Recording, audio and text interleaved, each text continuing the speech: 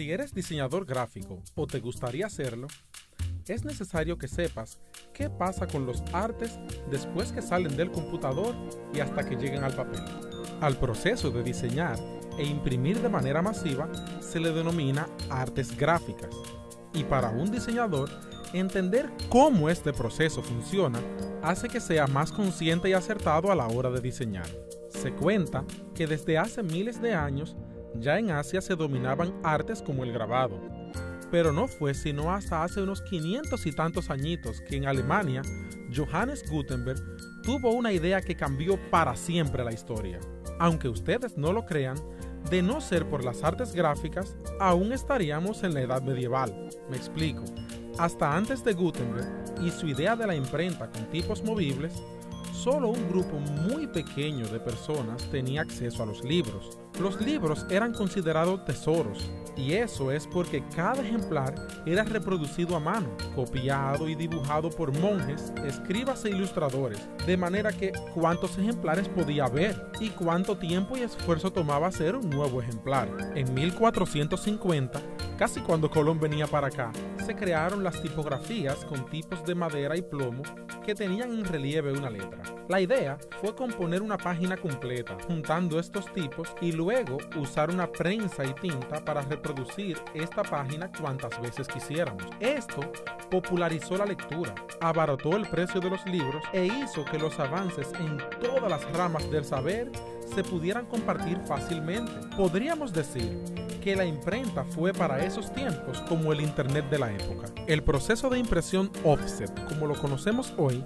ya no usa los tipos movibles y está compuesto por 4 etapas: diseño gráfico, preprensa, impresión y terminación. Para ilustrar mejor este proceso, vamos a ver cuáles serían las etapas para la realización de un libro de cuentos. Lo primero que se necesita es que un autor escriba el texto del libro y que un corrector revise que no tenga errores ni ortográficos ni de interpretación. Una vez que el texto existe, es hora de diseñar. Un diseñador gráfico especializado en ilustración va a leer el texto y a convertirlo en imágenes donde crea conveniente y donde el autor sugiere también. Estas imágenes pueden ser digitales o manuales. En el caso que sean digitales, pueden ser vectoriales o de mapas de bits. En caso que sean manuales, podrían ser cualquier técnica de ilustración, como acuarela, lápiz de color, aerógrafo, acrílica, solo por citar algunas.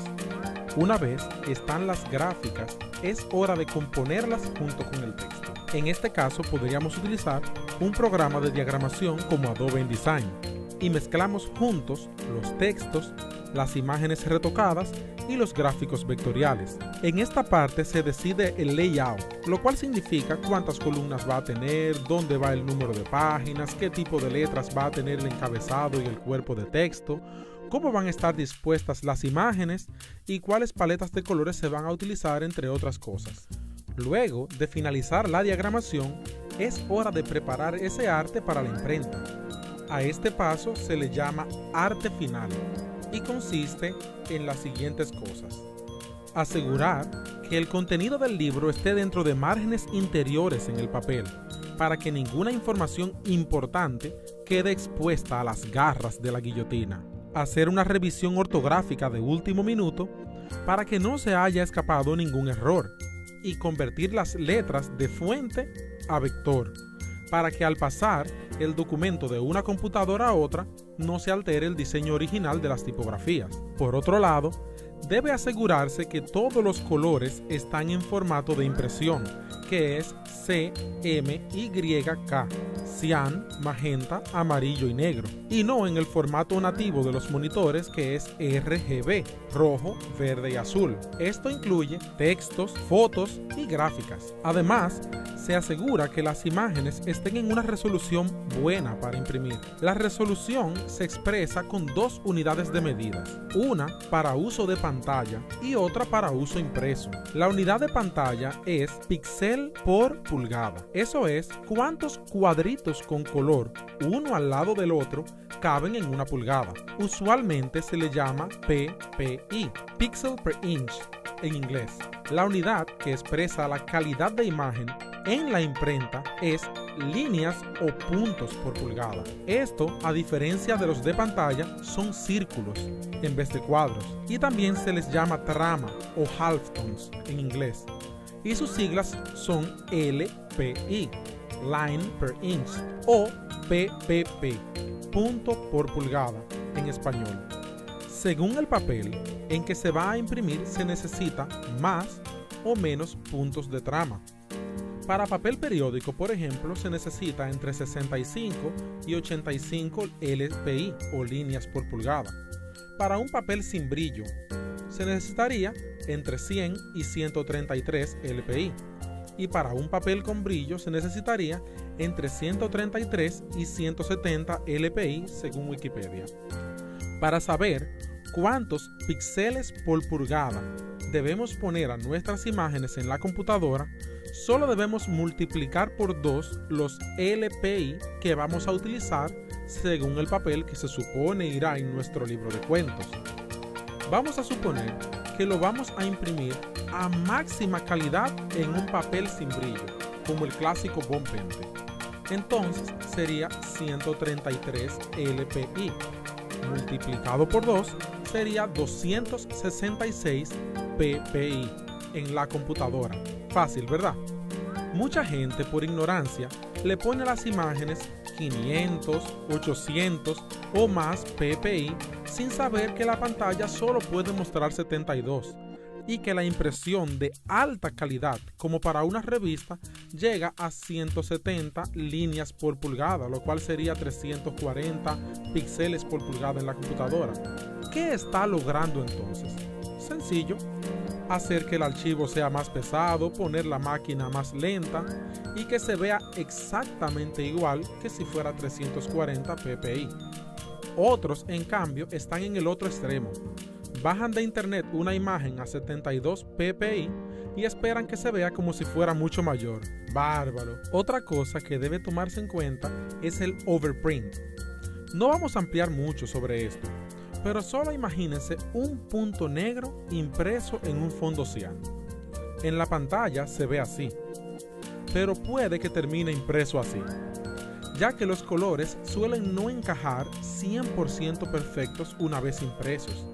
Entonces el overprint es la solución, haciendo que el cian sea un poquitito más pequeño y que le dé un margen de error a la impresión. Por otro lado, nuestro libro de cuentos ha sido diseñado con el orden de las páginas de forma lineal, 1, 2, 3, etc. Pero si tomamos una hoja de algún periódico, podemos ver que en esa hoja tiene la página 1 y la página 16 de un lado, y la página 2 y la página 15 en el otro. Eso significa que a la hora de imprimir las páginas hay que quitar el orden lineal que tienen, ya que la imprenta se alimenta de páginas enormes y podemos imprimir varias al mismo tiempo.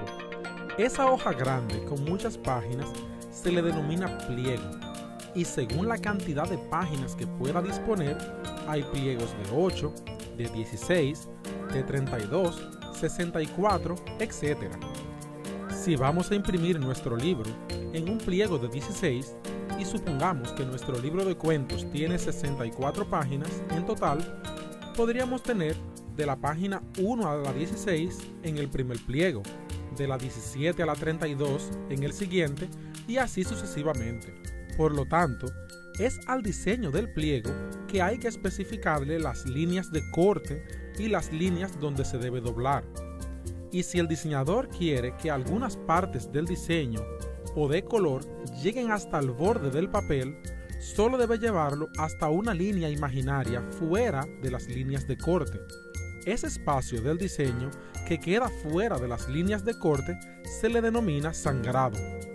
Como habíamos mencionado antes, aunque en teoría los colores deben coincidir al 100% en el papel, la verdad es que no siempre coinciden. Esto puede ser por múltiples factores como vibraciones en la máquina, mala posición de las planchas de impresión o el nivel de alcohol que hayan ingerido el operador la noche anterior a la impresión. Para intentar corregir esto, le ponemos estas marcas llamadas registros en las orillas exteriores del pliego y se le colocan en la misma posición en cada color de la separación de colores.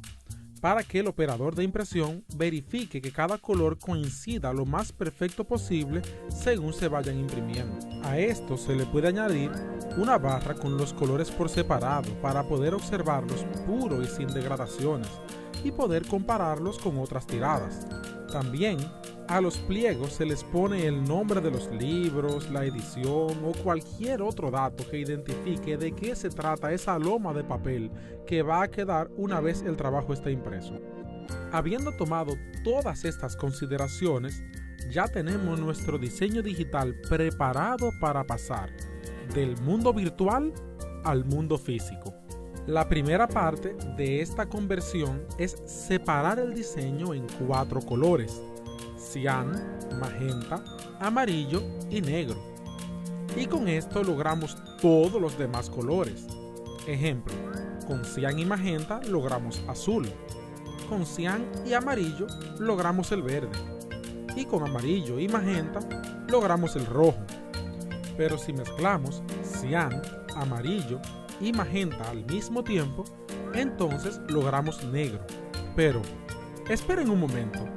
Entonces, ¿por qué son 4 y no 3 si con la liga de cian, magenta y amarillo se logra el negro? Vamos a ponerlo así. Imagínate que vamos a imprimir una Biblia que solo tiene texto y que solo es negro. Entonces se nos ocurre la maravillosa idea de hacerlo ligando cian, magenta y amarillo. ¿Qué conseguiremos entonces? Bueno, triplicamos el precio del trabajo. Hacemos triple trabajo de preprensa para hacer 3 negativos y triple trabajo de impresión para imprimir 3 colores.